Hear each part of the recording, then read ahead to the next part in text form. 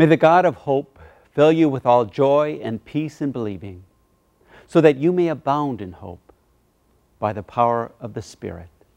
St. Paul's letter to the Romans. Renewing the earth is challenging in all times, and certainly in this time. The list of challenges we all face is well known: war and violent conflict, bigotry, hatred, and even genocide, desperate poverty around the world, injustice of many kinds, disease. It's a wearying list. At the University of Notre Dame, we recently held a forum devoted to issues of energy and the environment. The challenges in this area include, but go well beyond, high prices at the gas pump. There are serious issues of environmental degradation on the land and in the oceans. We face the depletion of reserves of fossil fuels. The primary source of energy in the world in our lifetime, in the lifetimes of our students, will be depleted. Higher energy prices and the use of crops for biofuels have contributed to high food prices that have caused starvation and malnutrition for very poor nations. It's fair to say that competition for ever more scarce energy resources have contributed to political instability and war in many parts of the world. What should be our response to this and other challenging issues? Because I work at a university, I think a lot about young people and how they see the world. My fervent prayer for them is that they will not be tempted to be cynical or despairing, but will use their talents to improve the world. Indeed, for all of us, whatever challenges we face, and no matter how serious they are, my fervent prayer is that God will afflict us with hope.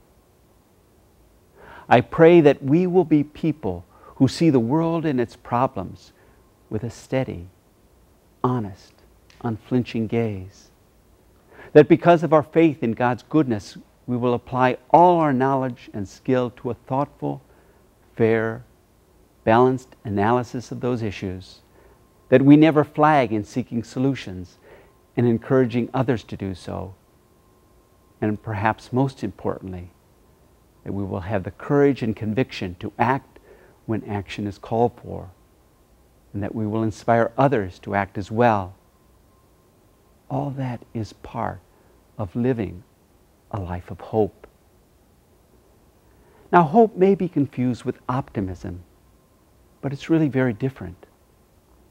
Optimism is simply the conviction that whatever the challenges, the situation is not really deeply problematic or grave. No matter how bad the situation, a solution, the optimist is convinced, is just around the corner. I read a book this summer about the events leading up to World War II. And reading about these events, it's striking how many leaders were committed to a kind of dogged optimism in the face of looming disaster. Hitler and the Nazis could be mollified, they assured themselves and others. They were not a serious threat. Such optimism might have been justified when Hitler first took power, but as promise after promise was broken, as Jews were more and more victimized, as one small nation after another was overrun, as the preparations for war advanced, it's hard to understand this attitude. Some seem to have been committed to an optimism that led them to believe firmly that the threat was not so serious and disaster could be avoided until the bloodiest and most destructive war in human history was upon them.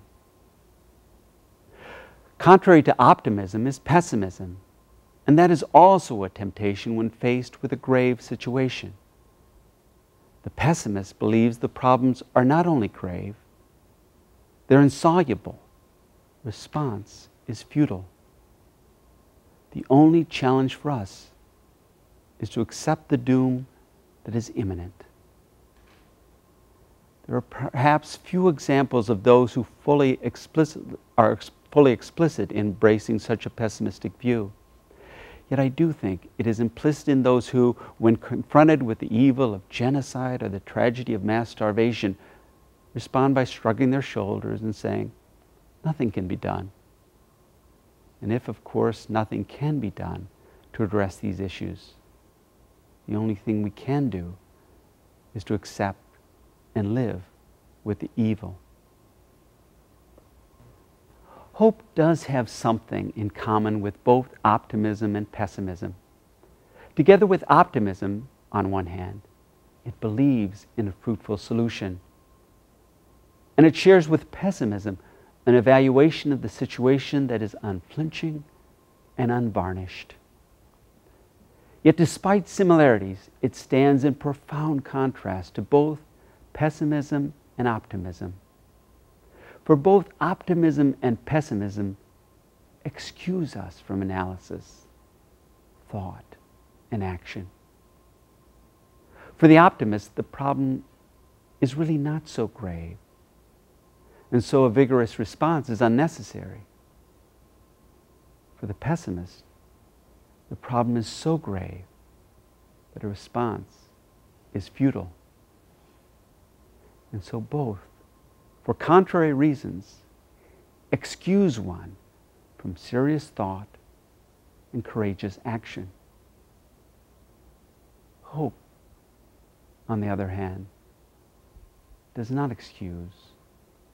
It demands. It demands, first of all, that we see the world as it is. It demands that we assess, seek to understand, analyze, think, argue, seek solutions, overcome frustrations and failures. And most importantly, it demands the courage and commitment of common action. Jesus took the Last Supper on the night before his crucifixion to teach his closest followers about hope.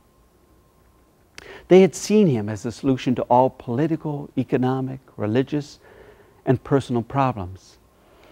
And he took that night to tell them that he would be given over to the most painful and ignominious death.